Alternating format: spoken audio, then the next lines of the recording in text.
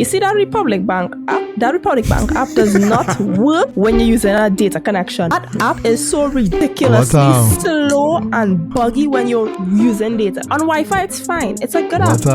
What network you with? Digicel.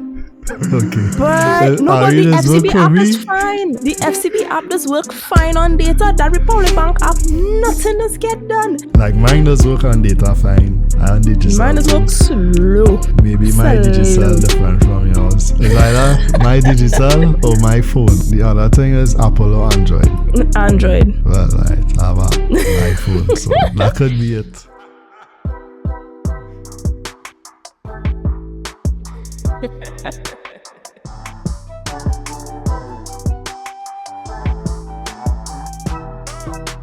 Welcome to the Trinitech Cast. This is episode number 130. If I sound like I'm saying this again for the second time, it's because I'm saying it for the second time because I forgot to press record just now and we spoke for 8 minutes and then I realized that the interface has changed.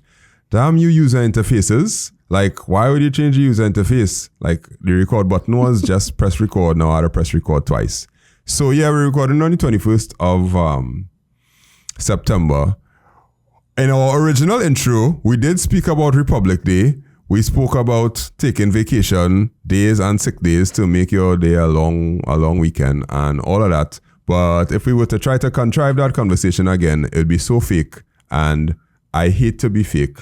So here's my first co-host, Akim, there from Redbit_Tech, which he does not use because we said that before.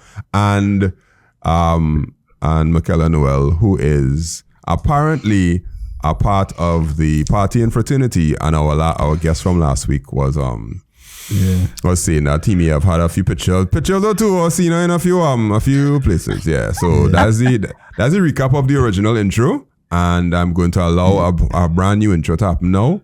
Maybe I should have kept the recording of the past one and put out as like a blooper or some kind of thing. But I just feel real defeated when technology win against me, you know.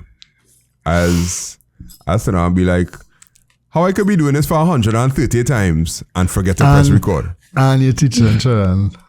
Yeah, boy.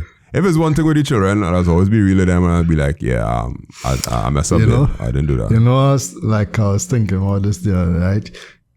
Like we literally growing up with technology, right? So yeah. Compared to, say, our parents or grandparents, you know, technology at their age, so for some of them, it kind of foreign to them. So if you hand them a phone and ask them to do certain things on the computer, they wouldn't be able to do it.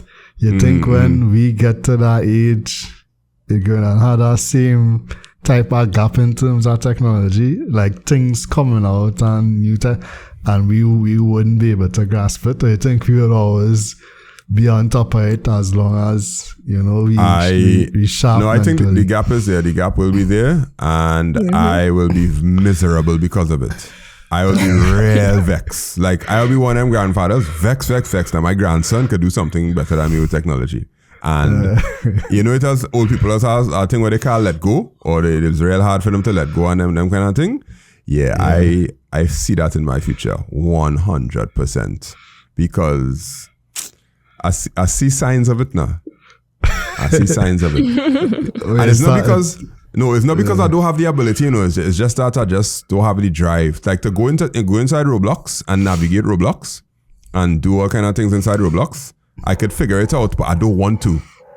Yeah. And it's not because I don't have the ability to, it's I don't want to. And I know when I get older, I'll just be like, yeah, I could learn how to use all the hologram thing, you know, but I don't want to because my cell phone working. This my flat slab of glass, it working while I need that for.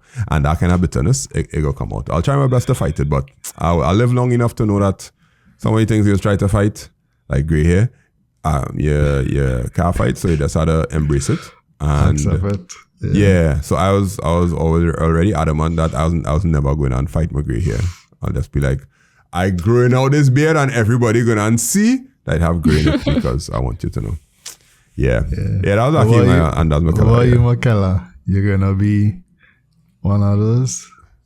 Yeah, definitely, for sure. Like to an extent, I'm She like halfway that. there. Like she doesn't want to use her card by the pump. Like come on. Michaela halfway there. Like, you know what I mean? No, okay. Based on our conversations, I actually did use my card by the pump recently. I was terrified, but I did use it recently. I'm like, okay. Don't play with my emotions here. And you're converted now? No, not fully. I just used it that one time. I'm still walking inside to pay. Listen, okay. I grew up with all the user cards skimming. I afraid of them thing, but since using the chip, Yeah, no problem. Okay. All right. Yeah, but I'm like that all now.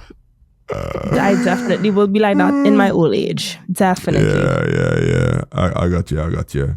All right. Well, I was gonna go through what we do techie for the week, but we did that already because, as I said, I botched the intro the last time and didn't press record. So we ain't gonna go through that.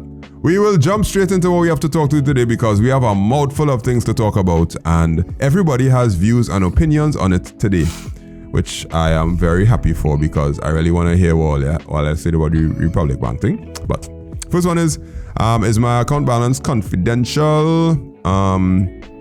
Because the Republic Bank app stopped a little feature that they had.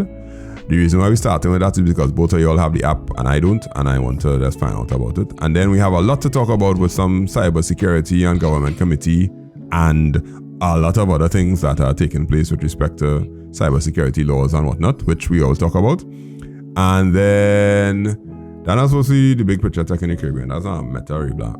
We're going to talk about the Meta Ray-Ban smart glasses. Yeah, so it's like a computer on your face, and I'm not too sure how the computer on the face thing gonna work out. But some of the leading people in technology have said, hey, it actually not that bad. So let's jump in and see where our discussions will take us. So let's start to talk about Republic Bank and try not to say anything bad about it because we have no money for legal fees. Right now you're listening to Training TechCast, and more than likely you know that I love technology a lot, but more so I love teaching technology. I'm a CSEC IT and CAPE Computer Science and IT teacher, and I have classes that are available. So if you know any student that's looking for quality CAPE Computer Science or CSEC IT classes, you can check us out 308-8799 on WhatsApp or makeitsimplett.com/register. You can get classes, notes, recordings, IA, SBA help, everything that you could think of. That will get you that one in CSEC IT. So you can check us out. Alright, so both of you all have Republic Bank accounts and you use the app, right?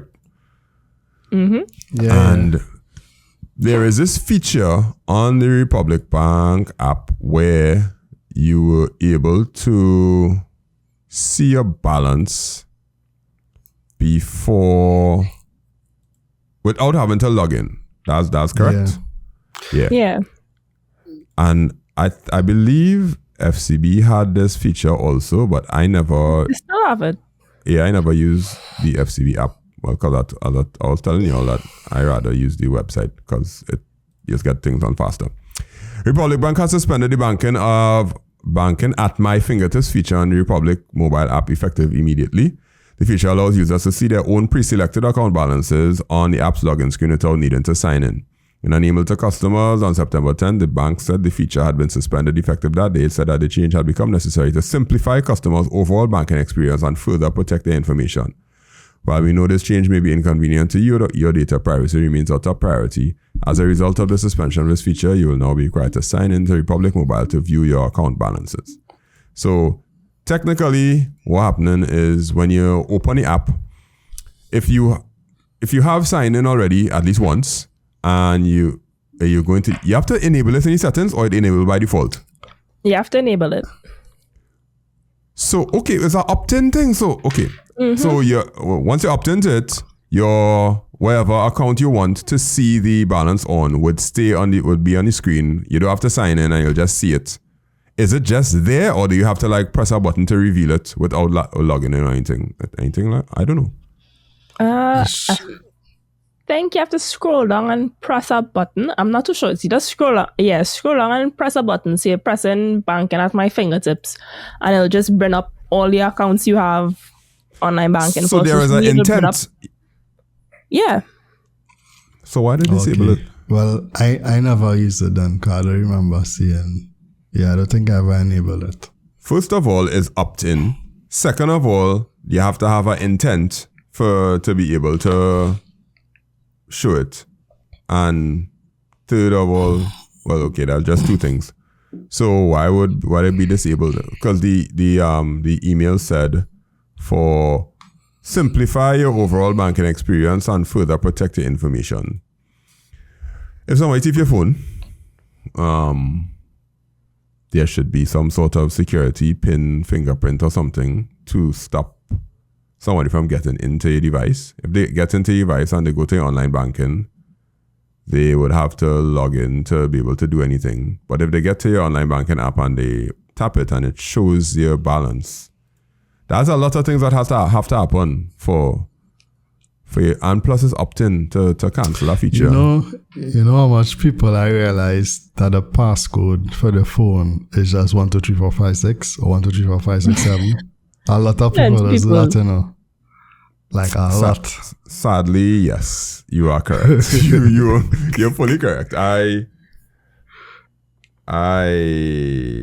like not older people. Like I know people younger than me. Sometimes I was like, hey, they ask me to do something on the phone. I was like, yeah, the password is 123456. I didn't even say nothing. I just enter it and do whatever.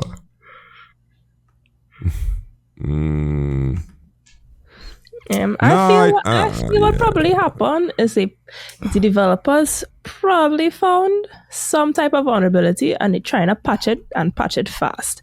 I feel that's what happened because from a data privacy standpoint, yeah, I understand that it could be a risk for people to see your account balance, but you have to enable it yourself. You literally have to enable it, and it's like to randomly disable it too. So you'll have to open the app, you'll have to re-enable it for it to work. So I don't know why they took it out. They probably found a bug and they're trying to patch it. That way. I agree with you. No, from a technical perspective, when a kind of not knee-jerk reaction, but when some sort of reaction like this takes place, you have to ask some questions like, yeah, something else happened. And I don't want to speculate, but if I were in the IT department or some kind of thing like that, and I realize some drama taking place, I'll be like, oh, you just cut it off. Just stop it. Because we will get in real trouble if this thing continue. You know, I wonder too, like, why they do this in the first place? And like, how something like that pass like an audit? Because I never see any bank doing something. Well, no. FCB FCB has it. Mm-hmm. Yeah. I use it all the time. Well, I put it this way: I have accounts with 2 banks in the US, and they don't do anything like that. People want convenience. It's convenient. Let me see. Do I have it? View balance. Please log in to enable balance peak feature. And okay, so on my FCB app, I could tap view balance, but it says I have to log in and enable the feature. So that means everybody that have this on Republic Bank had to purposefully go in and turn it on. So it's not like people have to opt out and it automatically showing their balance or something. Yeah, it doesn't adding up to me. And I think Michaela probably hit the nail a little close to the head, where something else is happening and you just had to stop the feature. Because like me from a security standpoint, like if I was some security person in the bank, I would not even allow that feature to be a feature. Like allowing somebody to see information without logging in. I don't like that. Yeah, it's just your account balances. It's not any more. So it's literally just the whichever account you have and the account balance. That's it. It doesn't allow any features like transferring money. No. Because you could give the account will have like a name. They'll just have savings or something like that. and probably the last 3 digits. I think that's what for Mountain of FCB, they have like the last 2 digits or something like that. And last 2 or 3 for my digits. FCB, just the nicknames I have on my account. So yeah, mine, it have nicknames, right? It have nicknames in FCB. Yeah, mine for FCB is just Neo, Carlo, and Savings. That's it. Right. And then the account balance is huge. Okay. Screenshot of the bank and on my fingertips for Republic. But I agree with you, Hakeem. Like, this was never passing any security audit for me. Like, it makes sense. Like, there is no gain for having this peak feature there for you to check your balance. The only way I could see that being useful is if you're going and pay with links or something and you can't remember how much money you have, and you just pull out your phone, do the peak, check to make sure you have enough money, and then pay. All right. So that's peak, exactly what I use it for. Does that peak require internet for it to work? Like an internet connection? Well, yeah. So how long it taking you to log in, especially if you have Face ID or whatever enabled? I was just talking about this in the pre-show. You see that Republic Bank app? That Republic Bank app does not work when you're using a data connection. That app is so ridiculously slow and buggy when you're using data. On Wi-Fi, it's fine. It's a good app. What network you with? Digicel. Okay. But the FCB app is fine. The FCB app does work fine on data. That Republic Bank app, nothing does get done. It irritates me. As soon as I open the app, it's just stick and say, Republic Bank app is not responsive. Close. I'm like, bro. So now for me to log in to see my account balance when I'm out and about is going to be irritating. Because why are you not working on data? Like it moves so slow. I'm like, please. I don't know, maybe. Like mine does work on data fine. And Digicel mine does work slow. Maybe my Digicel different from yours. It's either my Digicel or my phone. And I have an old phone. My phone is like 4 or 5 years old. Nah, boy. No, my banking does work. Yeah, okay. The other thing is Apple or Android. Android. Well, right. I have an iPhone, so that could be it. That it's more optimized for iOS than Android. All right. Okay. Well, I hear what you're saying. I hear all you're saying. Thanks for that point, Michaela, and thanks for your point, Hakeem, because I didn't think about it that way. I found a old screenshot. Well, this is old balance, but you still look like this. So banking at my fingertips, your account. Michaela showing us the millions in our bank account. Yeah. Trillions. 2024. Yeah, so I used to literally just open it, scroll down, and then be like, okay.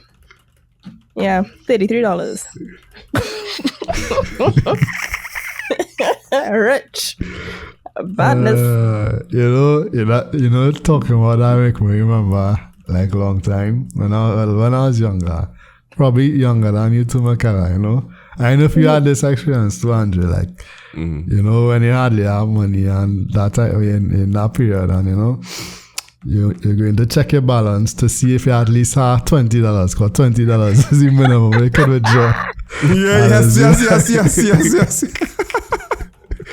Or you could make a links purchase that was less than $20. Yeah. If you try to pay with links and it's less than 20, they wouldn't allow it because of the fee or some kind of things. Yeah. It's like, but at $22 I can withdraw 30. All right, let me move on because we have a big thing to talk about, and this was kind of funny actually. Let's talk about cybersecurity laws in Trinidad and Tobago and stuff that actually taking place and how this is going to affect us. And Michaela have an article, I have an article, Akima, let me talk about it. So we'll start off with the task force that has been created. Let me see if I could find the article. Government committee to tackle your cybersecurity and your fraud. Okay. All right. So the government has put in a committee in place. Let me read it for you so that you could get the gist of it. Public Administration and Artificial Intelligence Minister Dominic Smith said Cabinet has newly approved an interministerial committee to deal with cybersecurity and artificial intelligence. He said that it is meant to address cybersecurity threats and AI-enabled scams. So the first thing that they want to target, the range of illicit activities that currently target citizens include, but are not limited to, investor scams, some of which are using AI-generated likenesses of public figures with the intent to defraud citizens. The government takes these threats seriously. Second item refers to phishing attacks and ransomware operations. And generally speaking, here are the people that are going to be working on it. It's made up of representatives from Homeland Security, Finance, Office of the Attorney General, Office of the Prime Minister, Police Service Cyber and Social Media Unit, Financial Intelligence Unit, TT Cybersecurity Incident, TT CERT, and his ministry will chair the committee and provide the secretariat for it. So this is the who's who of technology in all the different ministries, and they're coming together to coordinate to do things better and do legislative stuff. So they have some legislative stuff. I guess what the Ministry of the Attorney General have to be inside there. But the committee will serve as the national coordinating body for cybersecurity and AI-related policy, incident response, and legislative alignment, as well as report quarterly on emerging threats, legislative gaps, and recommended interventions. To me, it sounds good on paper. Has this ever been done before? No, I mean, a lot of it is new technology they're trying to, what do you mean, like in Trinidad or in the world? In Trinidad. Trying to remember if this was the same committee they initially had openings for, and then the openings closed, but then the openings magically reopened. But I think this is it. I think I know what's going through your mind. But yeah, we can't really talk about that without putting ourselves in a position for legal ramifications based on our views. But if you create the Avengers of cybersecurity, there's a good chance that everybody or all the stakeholders will have a chance to come in and say something about whatever they have seen and whatever they have known to be true, and give the Ministry of... what's the name of the actual ministry? Ministry of Public Administration and Artificial Intelligence, right? Give them a chance to have a better say about specifically legislation and response, because the response was usually given by TT CERT or the police or whatever the case is. But if they share their knowledge, the responses could be a little better in terms of the police know how to respond to a particular thing when they see something on social media, but the Ministry of the Attorney General doesn't have the laws in place to give them the things that they need to do the warrants or whatever the case is, right? This might have it might augur well for us in the future to have this committee in place. If the committee working is a different story, but if the committee is working, I think this is not just net positive, this is real good. It is. I agree. I would say if I say real good, then we had to call Mr. Devil's Advocate himself, Akeem, to find out what my bad about two it. stance would be, I don't like committees. You don't get nothing done. I had real bad experience with committees. Committees is just be always a lot of people who had this title. This, not saying this going to happen with this committee, but as a lot of people who ask one set of titles, who's this one, who's that one, and everybody had a say, and you spend your time in like a 4-hour long meeting that could have probably be an email and not much just get done, and it take a few months to do something you could have done in a week. But But I think because the combination of persons in the committee, I think that this would actually work out. At least I hope so. Let me call them out again and like kind of like piece it since the committee part of the project. Homeland Security. What will they contribute? Homeland Security contributing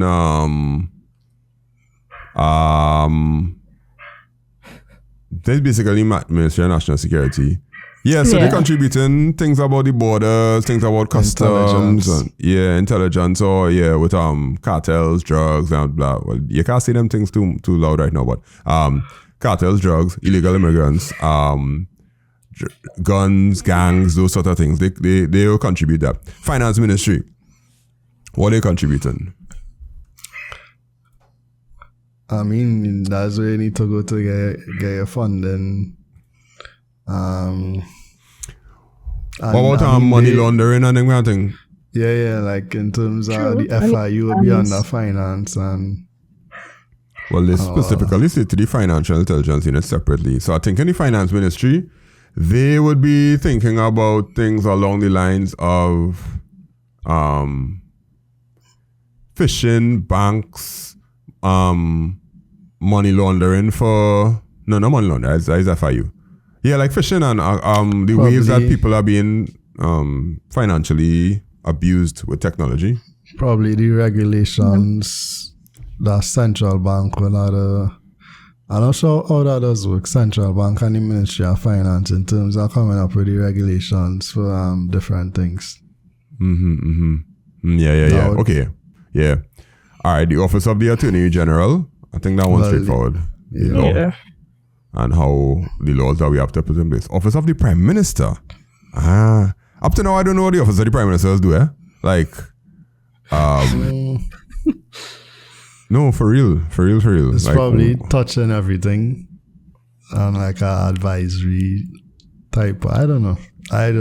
You see, once you reach probably, probably, does the Office of the Prime Minister aid the Prime Minister in her, I mean, I'm probably sounding real ignorant, but I go and check the website. Yeah, I mean, the last government had people in the Office of the Prime Minister too, so I know. Yeah. But what do? They don't have a thing saying that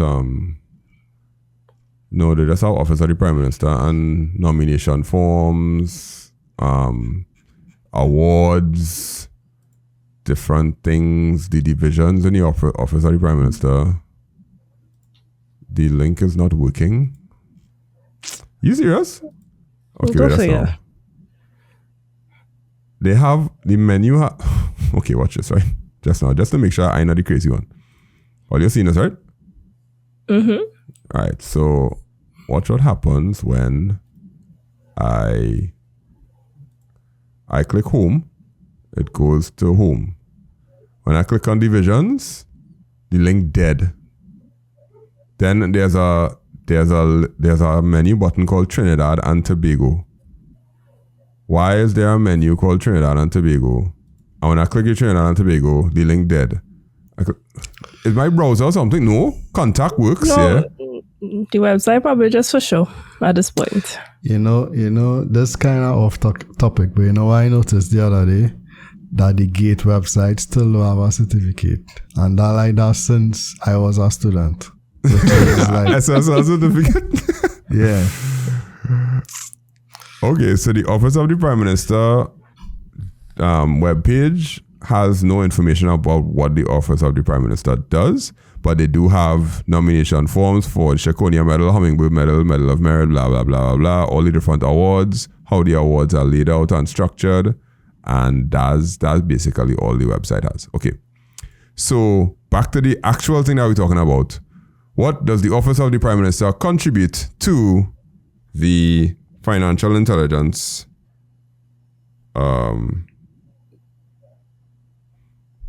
the committee?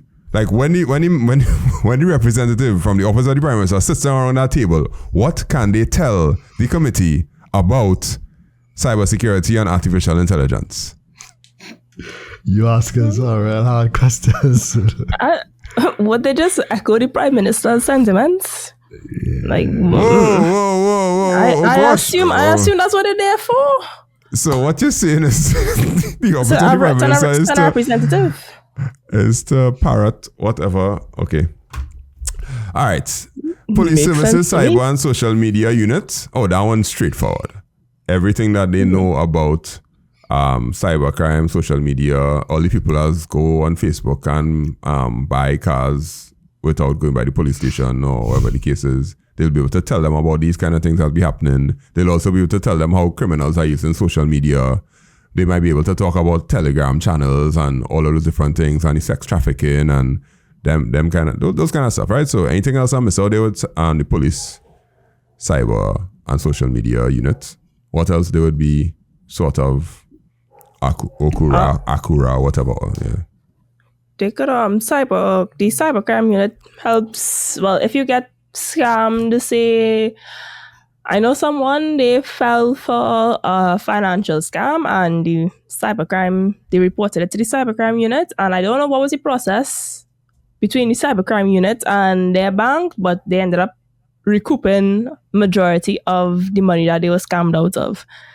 So they are there for financial crimes, solving it. They recoup that from the person that did the scamming. I believe so, yeah. Okay. All right. So they will have that.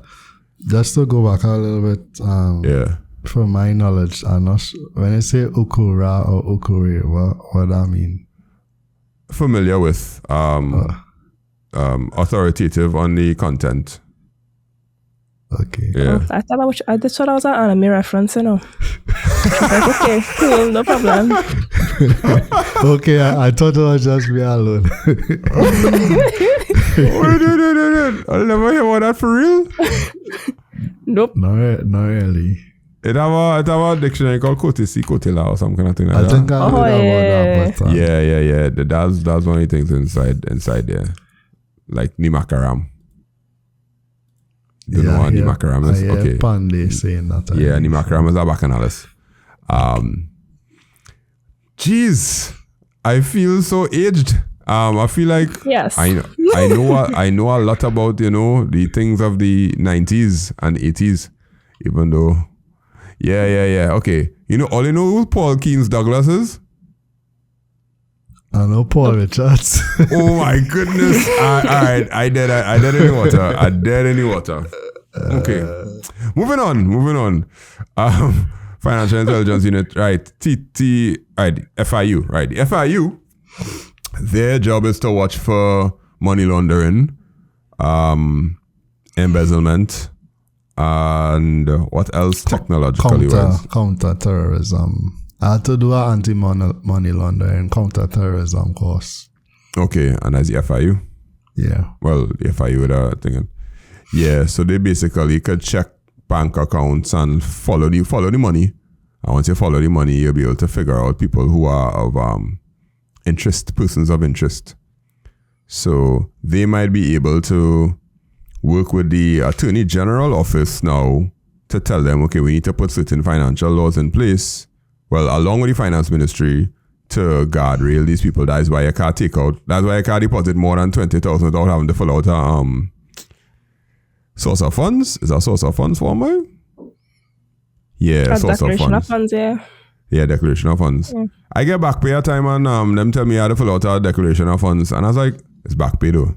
Like, it literally says on it, back pay from the ministry. It's not like it come from, it come from John in Bahamas. It's literally back pay. Everybody get back pay, But them call me for a source of funds. And I had to send my pay slip. And I was like, okay, no problem. So they have those laws in place, and well, I think we have too much of those in place, but that's the banks on. And that's something that criminal would say. We have too much. We have too much of financial laws in place. No. I agree. What I'm saying is, go ahead, Akim, go ahead. You have it's a kind of work around with that. Like, Like, sorry, say, there's not saying I does do this, but that's in theory, right? In theory, if you take 20,000 cash and go to the bank and tell them deposit it, they'll ask you for a source of funds, right? Mm-hmm. But if you take that same cash over a couple of days, you could just deposit it in the ATM and nothing. Well, of course, yeah, over a couple of days, yeah. They still like track it, over 2 days or whatever. And but they're not going to stop you. But they're going to stop you and tell you source of funds, money going in. Now, I do that for a large amount, and I do 10,000 a day for like 3 weeks or something. So 3 weeks? Or 10,000 a day every day for 3 weeks? No, not a day, sorry. 10,000 every few days for 3 weeks. Okay. And nothing happened. But the one time that I just put 20 one time, I get a call the next day. And they were like, and then the other time was back pay, and they called me like 3 days later after the back pay money was there. And because I didn't touch it now, I didn't know why it was there for. I was like, you get back pay, you get back pay, you get back pay. You know that when back pay passed out, everybody will be asking each other if they get their own. And and I didn't touch it. And then 3 days later, they called me and I was like, yeah, I believe it's the government according to my pay slip, and I had to send it. So that's not what it was. Like a direct deposit from the government. Yeah. And they asked for source of funds. Correct. That makes sense. 100% sure about it. Yeah. They wasting people time, boy. I thought it was like a check that you carry. No. Carry so a direct deposit. Yeah. Yeah. I not working in the bank for nothing besides to get my new credit card, which they deliver now. But okay, so the Financial Intelligence Unit. The TT Cybersecurity Incident and Response Team, TT CIRT. This was under the last administration. Apparently it's continuing, which is good. Because remember, we talk about them and what they would be doing and what they actually are the ones that will be able to do the investigation on the dark web, check to see where the data was leaked, the data breach. And I think when we were speaking about it, we were talking about they would be the ones where you have to disclose your hacks or you disclose your data breaches to them within a certain amount of days, like how bigger companies have to do. And I think Michaela was talking about that, how companies don't have to disclose nothing right now. They just kind of like sweep it under the rug and move on and say nothing. Yeah, if they say now on this panel, they might be able to get some legislation in place. I realize how everything just coming back to legislation. Some legislation in place for like disclosure of let's call this word, breaches, security breaches. Yeah. We should be able to just, yeah. So all of these people, the Avengers, come together. I see what Akeem is worried about because there's a lot of talk going on happen inside there from all kind of different people. And more one might happen, in my view, is the mountain of work will start to pile up. And when the mountain of work start to pile up, they'll just be like, whoa, this is a lot to fix. And a lot of things going to unfold on the, well, from my view, going to unfold on the Ministry of Legal Affairs to put laws in place here. So that's probably kind of why they do you'll probably get to that they do the other part of this, which is putting the restriction or whatever in place until 2027, which is to kind of, I guess, to buy time for this committee to do some stuff. Because I think that they want to put that law in place now and then have it until 2027. We talked about it one time. So according to this article that basically dropped today, right? The government's Virtual Assets and Virtual Assets Service Providers Bill 2025 proposes to ban the purchase, sale, exchange, or transfer of cryptocurrencies, which include Bitcoin and Ethereum, until December 31st, 2027, and is also seeking to impose fines of up to $5 million for anyone engaging in unauthorized virtual asset activities. The legislation was tabled by the House of Representatives by Minister of Finance David Natanku on September 12th, and it was ordered. It wasn't debated, and it's subject to amendment. But yeah, it passed because, well, remember they have the 2/3 majority. Yeah. So the bill states that Virtual asset activity is referred to in clause 4.2 compromise of the exchange between virtual assets and fiat currencies, which is basically cashing out your Bitcoin. The exchange between one or more forms of virtual assets, so converting your Bitcoin to another Bitcoin. You transfer virtual assets, moving from one wallet to another, I guess. The safekeeping or administration of virtual assets or instruments enabling control over virtual assets, trillions, and the participation or provision of financial services related to an offer of an issuer for the sale of a virtual asset. And this is law right now. Well, yeah, there's a clause that they still have to debate, but there are some, there's a group called, in response to the bill, the FinTech Association launched a virtual assets working group, VAWG, to address the concerns of its potential impact. Here's their pushback, right? VAWG, VAWG, Oh God, don't put your acronym like that now. Vogue. Yeah. All right. It's most concerned that the blanket ban on cryptocurrency would harm the nation's economy and social fabric. It explained that such a move would strain an already stretched economy by eliminating a vital financial lifeline for citizens and businesses. Group also highlighted that many individuals who earn US dollars abroad depend on cryptocurrencies for efficient remittances, especially with existing restrictions on foreign currency.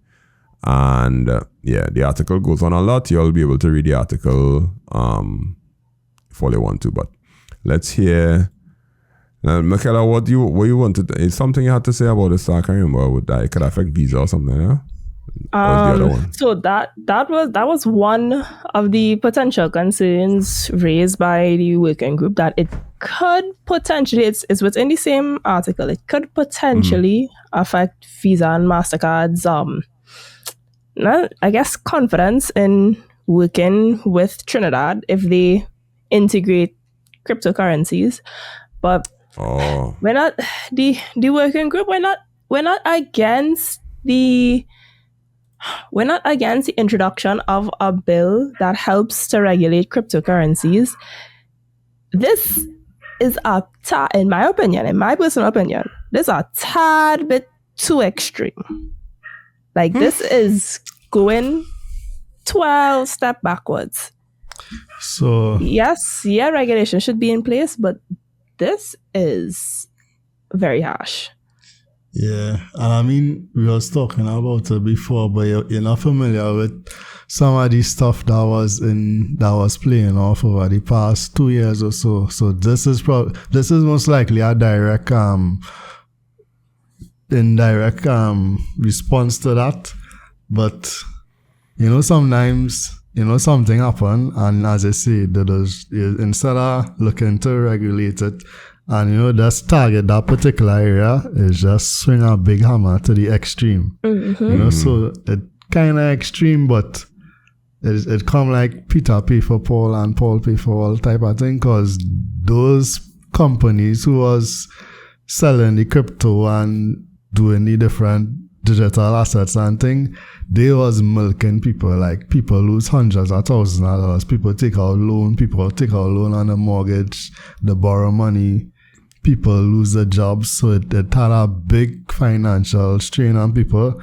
And it wasn't just, it was people from all walks of life. It was doctors, lawyers, businessmen, the whole thing,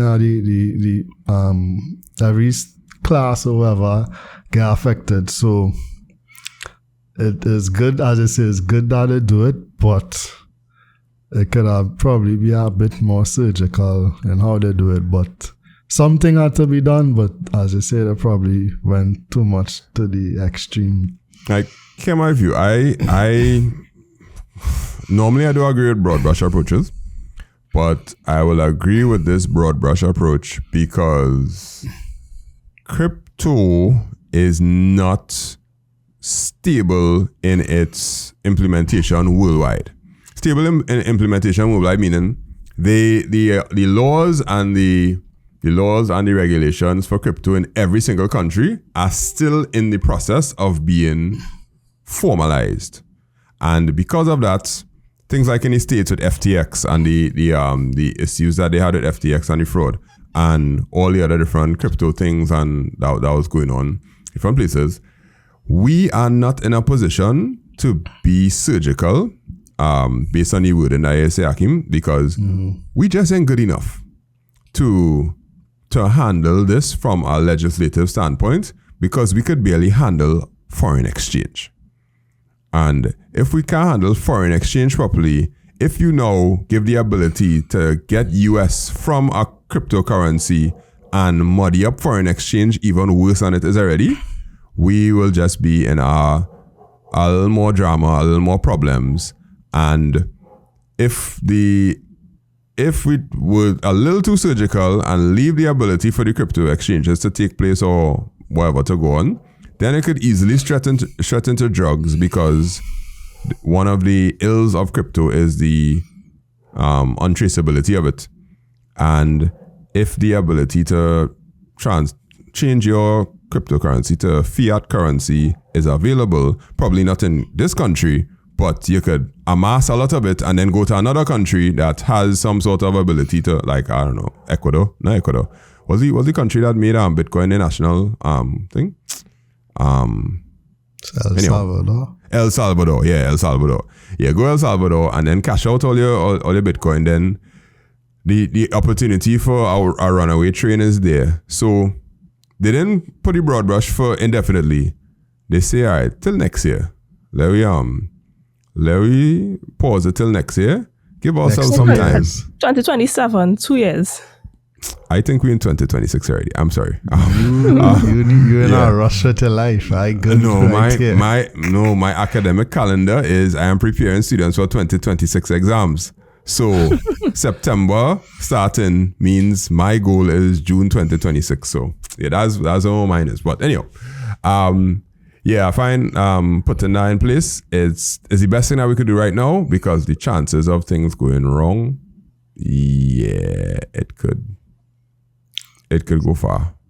Yeah, I mean, as long like from what I was reading, they kind of targeting the business side of it. So me personally, if I find a way to buy cryptocurrency, for me, I think that's still allowed. But is like if a business trying to sell cryptocurrencies or receive payment with cryptocurrency, so like if it's that, then I could understand that. But if they're trying to restrict me as an individual from buying cryptocurrency outside of Trinidad, like say I could buy cryptocurrency from the US or somewhere else, like I'm not sure how the law would speak to that. Like if I'm trying to buy it from somebody locally, okay, the law cracking down on that, because a lot of people locally kind of muddy the water in terms of the whole cryptocurrency market. But if I want to go to somewhere in the US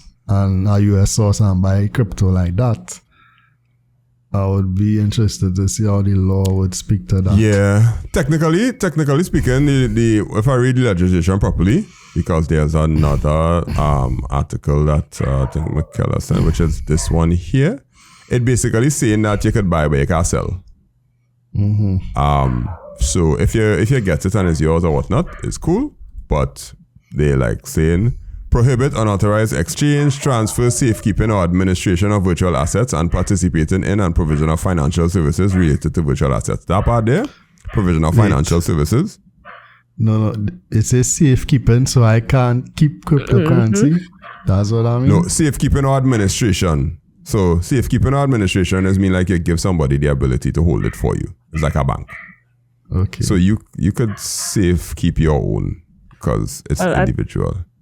You see the wording is not crystal clear. So it could be interpreted that if you safekeeping your own crypto, that could be a problem.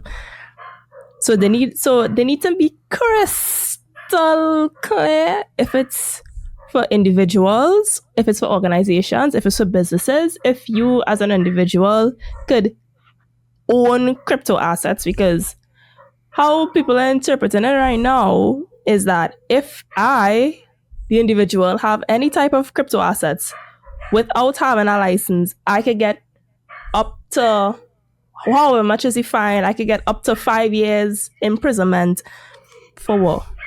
For owning crypto. That don't make sense. Yeah, I think it might be businesses and doing business.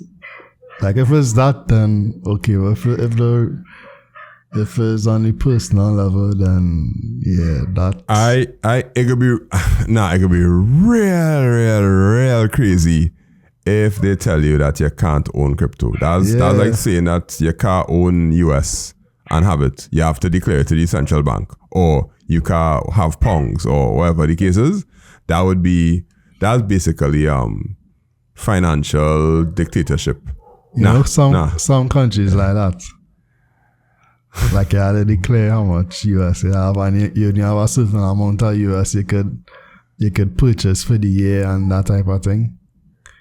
Yeah, not the amount that you could purchase, but like 5,000 for the whole year. I think Barbados like that, like you could only purchase like 5,000 US for the whole year. Some low amount, yeah.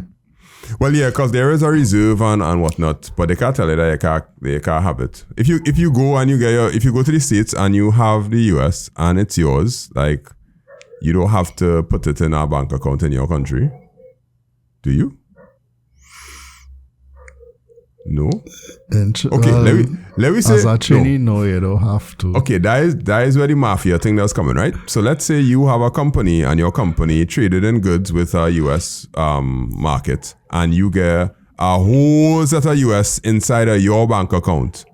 If the bank sees that amount of US inside your bank account, does the bank have a right to say, yeah, well, under the laws, we have to take some of that US and put it into the national US, the fund or whatever it is, the treasury, because it is illegal for you to have that high amount of US. Well, the US does do that. Like if you earn, alright, let me say, like for me, right? I have stocks in the US, right?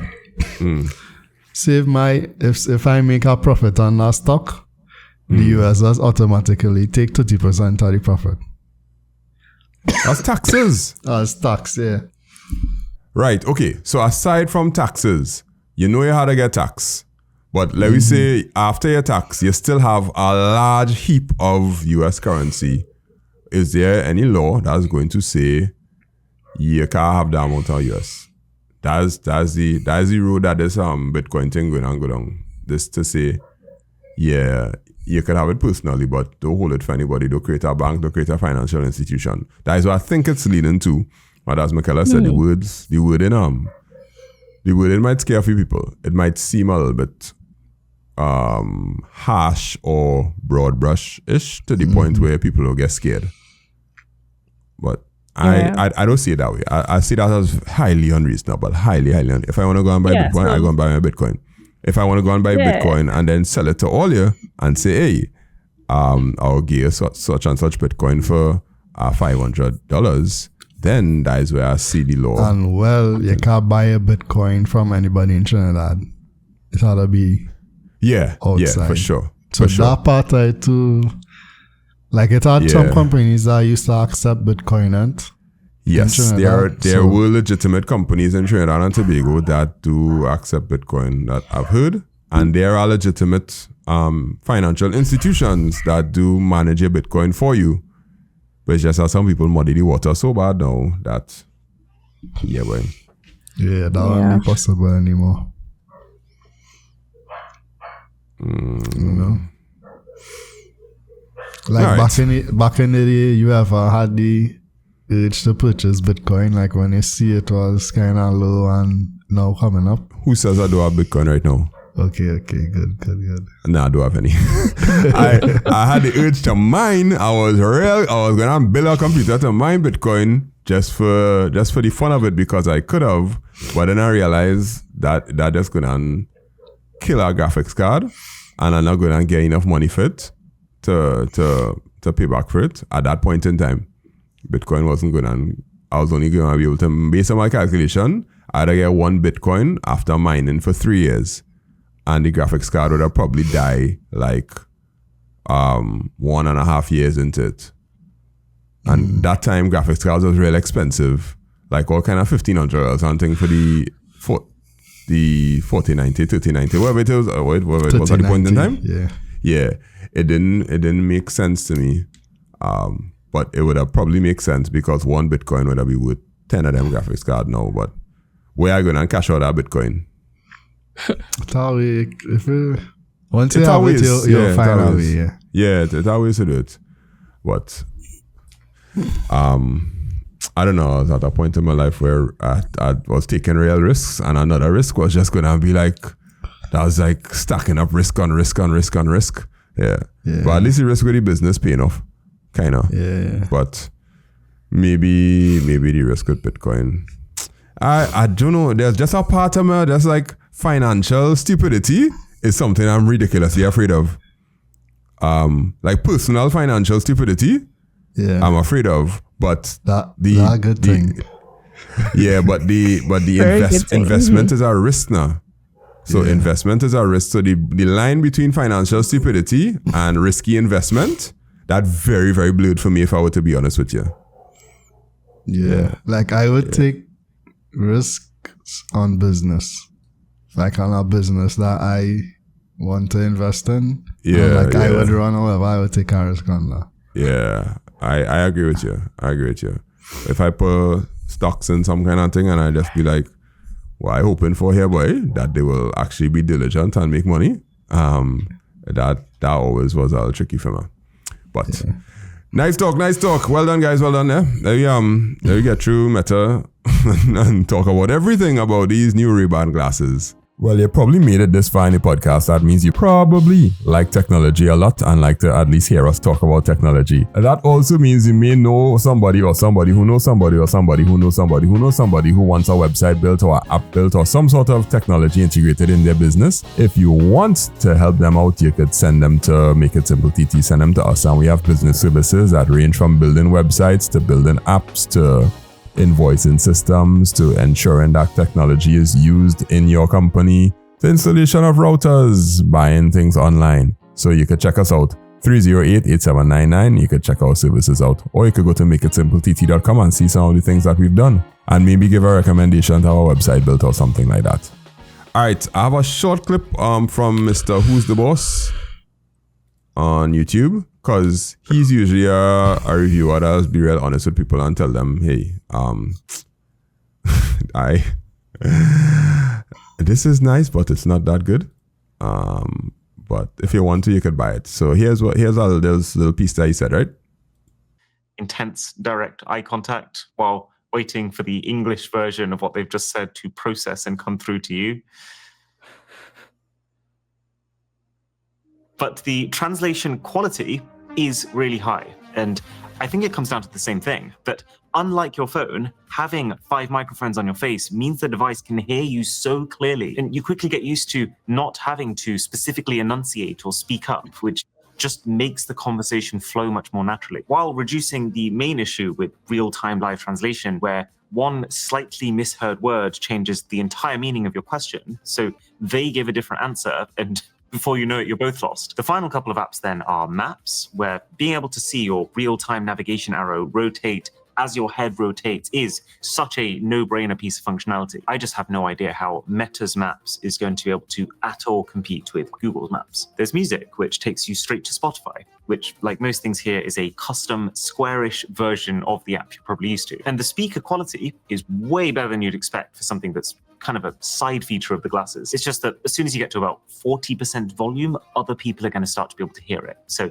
it's not nearly as private as your display. The camera is okay. It can take 12 megapixel photos and then video at 3K resolution, as well as some slow-mo at 720p. In terms of specs, I mean, let's be very clear. This is like a smartphone from 8 years ago. And it does look a little better than it sounds, but you're not going to be mistaking this for iPhone 17 Pro footage. And there is still that slight delay when you press capture, which I have no doubt is going to create the same situation as last gen, where people think the photo is taken, so they start moving before it actually is. And then Meta AI, which you trigger by doing this. And then you ask something. How do I make Indian chai, for example? And I wouldn't say there's anything mind-blowing about the AI intelligence itself, but it's having that recipe loaded up in your peripheral vision. It's being able to ask follow-up questions and even navigate the whole user interface, even if you're washing your hands at the same time. That's where you start to notice the unique possibilities of a smart device that is always there versus a smart device that's sometimes there. Plus, it makes you think of what other things could be done here. Like imagine... All right, cool. So I'll pause there. It's a 7-minute video and it's very long and whatnot. But his review, in conclusion, is like, it's still a niche product. It's still a niche product that people will buy. For those of you listening who don't know what the Meta Ray-Ban glasses is, it's basically a cell phone on your face with 2 cameras, 5 microphones. Battery life is up to 6 hours now with use. So that means you could not turn it on and just have your glasses on, and it will just run on standby, and the standby could go on for as long as ever. But as soon as you turn that thing on and the screen comes up, you basically have 6 hours of screen on time to work with. And whereas before it was like 2 hours, and it's take half an hour to charge to 50%, right? This is the first one that universally almost all the tech YouTubers saying this one is actually like a phone on your face. A slow phone on your face. Whereas before, none of them were able to give you the phone feel on your face with apps and the ability to do things that you would do on your cell phone on your face, because either the battery would die too fast or the interface was ridiculously clunky. But they figured out a way to have like a app grid and this little thing on your wrist that could check your hand movements. So basically you put this band on your wrist and you are able to pinch, you're able to tap, you're able to do whatever, and it will pick up your movements fairly well. And although the demo had some quirks, they just said it's a really bad smartphone on your face. And for the first time, I was a little bit, just a tad, convinced that it could work. It could work. You know, a little while ago, you were talking about things, like when you get older and when your children or younger people come with certain technology and they'll be like, where you go from here? I don't want to use that. There's one of them things for me, like, yeah, I don't think I would be interested in it. I don't know. Yeah. I think it is a cool concept, but I am not going to have a wearable device that records all the time that is owned by Meta. You're crazy. Crazy. Okay, pause. No. I was getting to that point after, right? Let me just deal with the technical aspect of it, and then we'll talk about the security and thing aspect, right? Technical nothing. It'd be like, So, from a technical aspect, the implementation is good. It's possible, and it could only get better, right? It could only get better. The tricky part technically is I am concerned about overheating and battery stuff, because this on your face. And when your phone overheats in your pocket, that's okay. You could take it out and you could put it away. But if this is your glasses, and your phone overheating, your glasses overheating, then you can't put your glasses on because your glass is hot. And the amount of engineering that you have to do to get batteries into these small spaces, I just feel an overheating issue is on the horizon, and people are gonna get lawsuits about the back of their air burning and all kind of different things.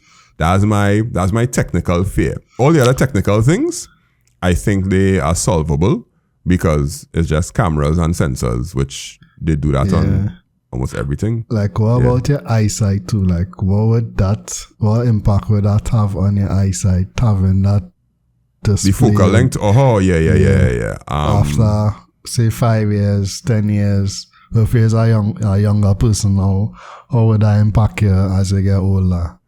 True. Because you would have to be able to focus on something far and also focus on something in your near field at the same time. And that amount of dilation of your pupils so quickly, it will cause some strain. Yeah, that's true. Because I know a lot about eyes because I had eye surgery, so I understand the stresses that your eyes could go through depending on what you're doing a lot. And it's not like, when you're reading a book, they tell you look away for a little bit just to take off the focus. This is focus, unfocus, focus, unfocus, focus, unfocus. But the maps thing though, no, real cool. That real cool. Like, you don't have to look at your You know, cars like have a heads-up display that is kind of project onto the windscreen glass in front of you. That's very, very cool when you're driving, because I see it on I think a Tesla. See it on a Tesla already, where the map comes up on your windscreen and you just kind of look through it to know where to turn. You don't have to look at your dashboard to see it. If they're on your glasses, that's pretty cool. So technically speaking, if they have a cell phone from 8 years ago, that is an iPhone 12. No. My iPhone 12 not that old. You sure? Yeah, it's like We on the 17 5 now. years ago. What's 17 take away 12? No, 5, right? The iPhone 12 came out in like 2020. Google it, I'm sure. Google it. Okay. All right. Well, I'm not sure, but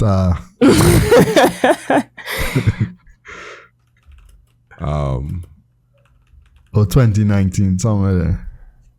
October 23, 2019 2020. was Yeah. Well, right. Yeah, Long that's time like ago. 5 years 2020. ago. Okay. Not So 7 or 8. it's an iPhone 10. Yeah. All right. So is the XR. technical or X. capability of an iPhone X. All right. Yeah. I have a friend who have an iPhone X right now Wow. I have an XR as well. and living. No, XS Max.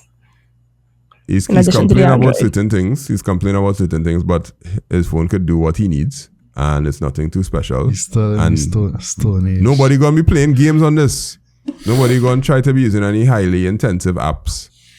Watch Michaela face like, okay, somebody will want to play games. They'll play People Doom. will try.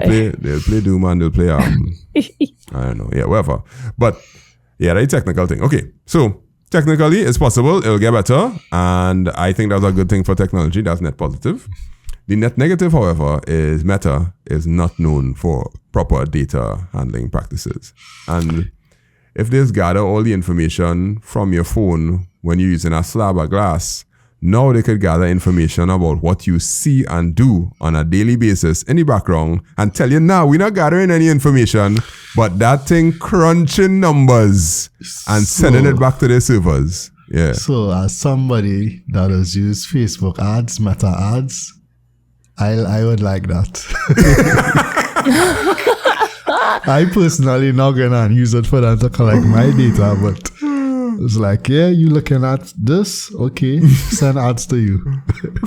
I would pay admin, pay to take advantage. Yeah, I don't mind. I'll pay to take advantage of that. I don't trust Meta, but this will become extremely targeted advertising. Like, targeted advertising was good with cell phones and the things that you're browsing history and all that kind of thing. But the things that you actually look at, like, that's the peak of targeting. The only thing, again, you need to know is your thoughts. Right, I was not going to talk about that. Like, for me, I could call my conspiracy person, but I convince your phone is listening to you and It send does. ads based Oh on yeah, that. yeah. We I think we proved that Yeah, on I the think podcast. we spoke about Yeah, that. we proved that on the Target's podcast. Yeah, company. listening to you all the time. Yeah, Yeah. listening to you and checking what you see. Because here what happened, right? If it's listening to you, it might be hearing conversations about other people that are wrong, right? Unless they have like, of course they probably have like voice match and that kind of thing to see if you're actually talking or not. But now this is a personalized piece of equipment, literally going on your face. The only way that it's going to be other people's data is if you take your glasses and put it on somebody else's face. And that's not something that you just do. Taking your cell phone and handing it to another person, you just do. Having your cell phone in a large group of people, you would do that. But having our glasses on your face, that's personalized. And if you watch a Kiss Kitty too hard, you'll get an ad for birds. You think Meta going on like disclose that they're going to do that? Anybody with 2 brain cells must know that. If you watch a think they Meta won't product disclose- and say, yeah. if you watch a Meta product and say, yes, my data is safe and secure.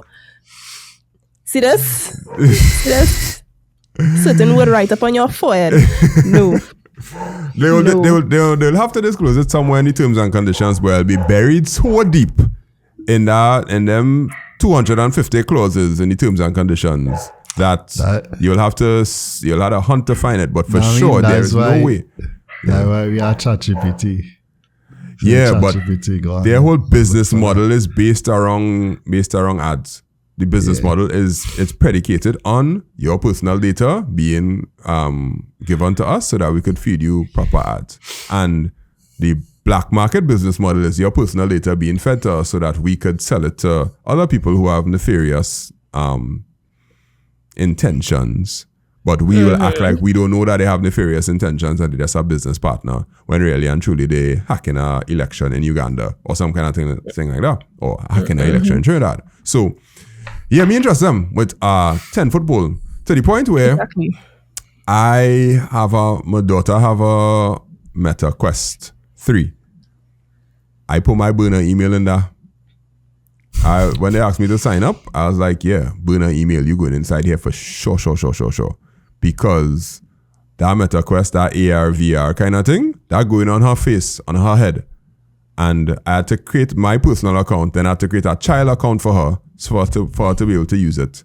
But my personal account, if you check my burner email, all kind of spam coming to that burner email from that Meta.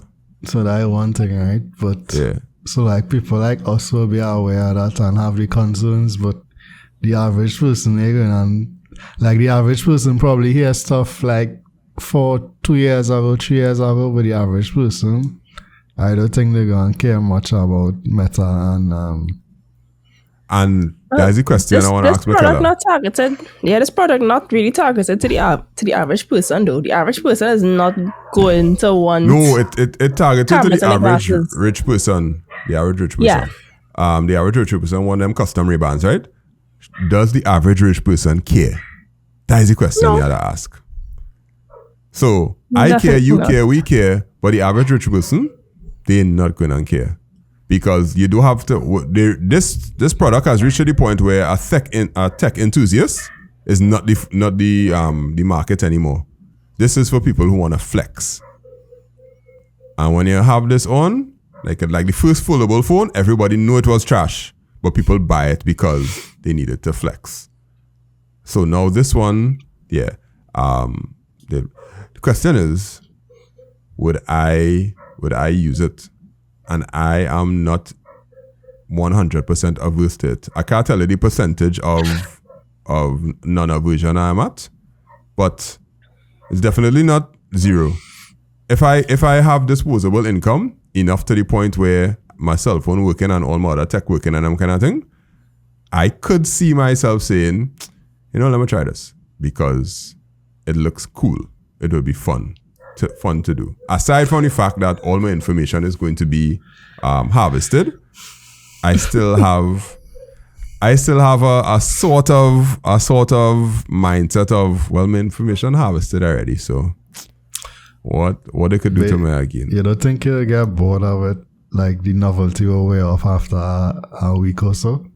If I find a use case, that'll be my goal. I will want to find a use case for it. And I believe that now, because it's a cell phone from 8 years ago, there must be a use case that it will have. There must be some app that I'll want to use that I could use on a daily basis that'll make me feel like, yeah, I have a reason to use this. Okay, so let me go through some of the basics. Calendar reminders. Sometimes reminders just pop up on my phone. I have to depend on it coming up on my watch, right? So my smartwatch will buzz because there's a reminder that comes up on my phone and I realize, oh shucks, I have this thing to do. If that come up in front of my face, that could be potentially a use case for an extremely busy person.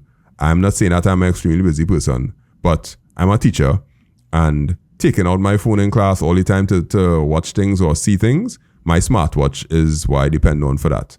If some of my smartwatch capabilities could end up over my eye, I might actually be happy about it. Because generally speaking, if my watch dies now, I am going on Amazon immediately and buy a new watch because I depend on my smartwatch a lot.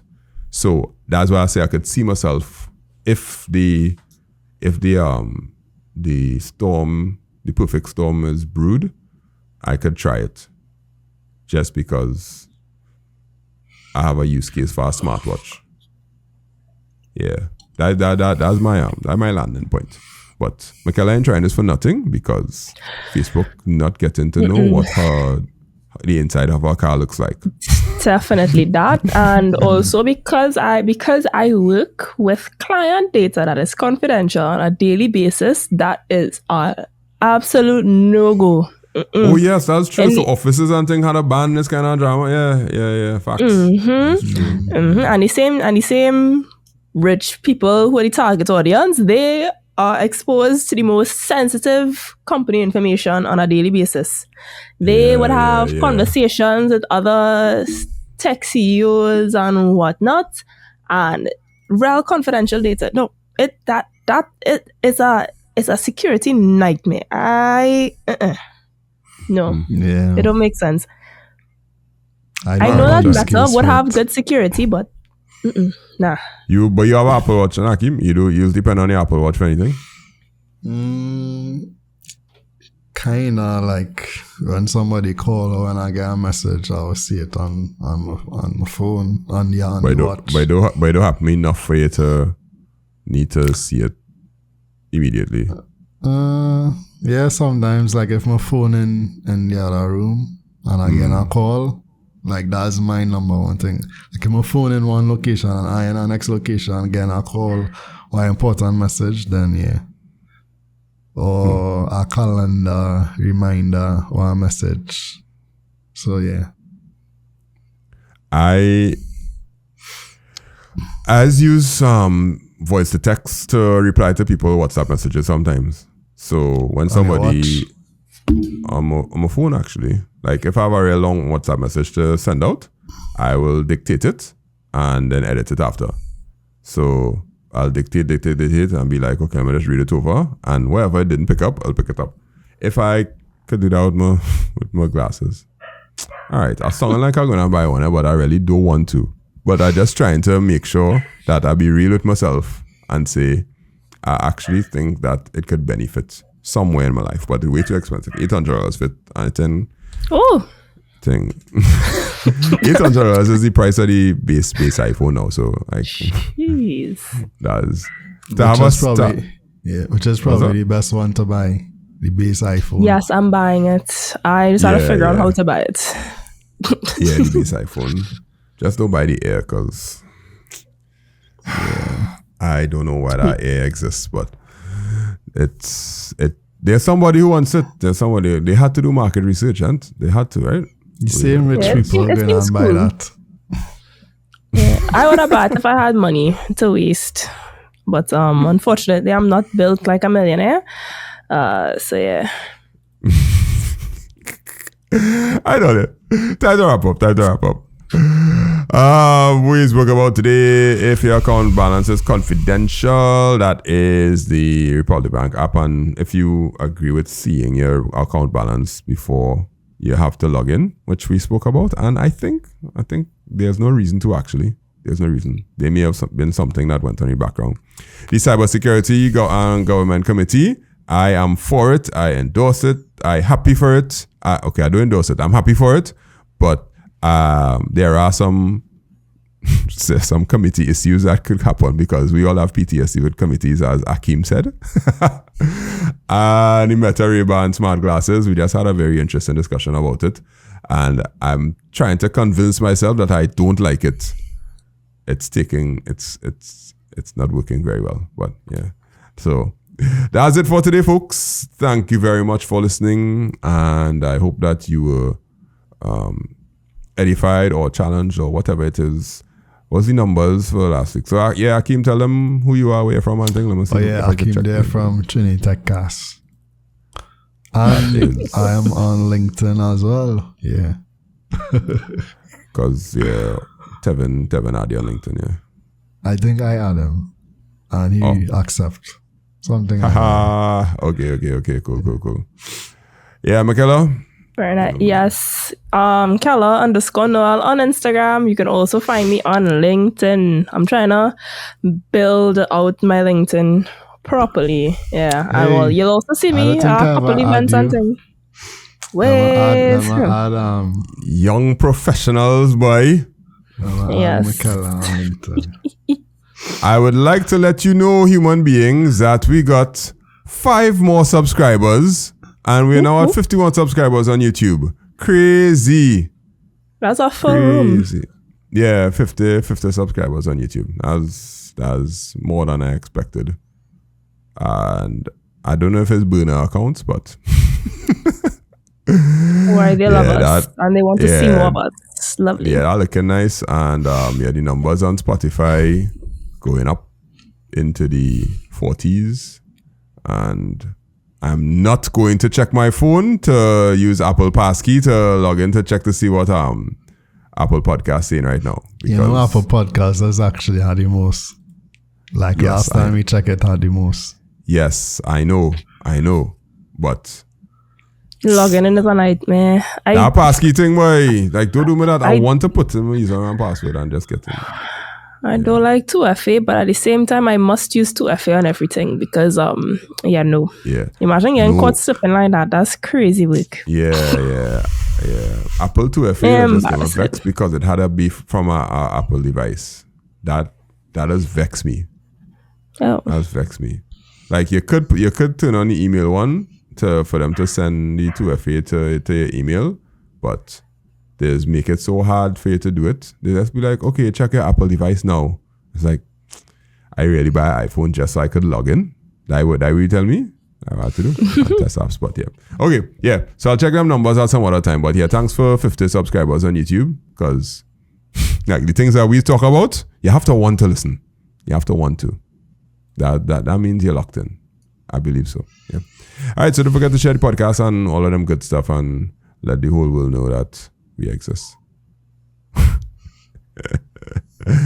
That's all for today, folks. You'll find us wherever you find us. And we are gone. We'll be back next week to talk more about technology from a Caribbean perspective. I am really padding because I lost the tab that I opened because I reached 200 tabs live.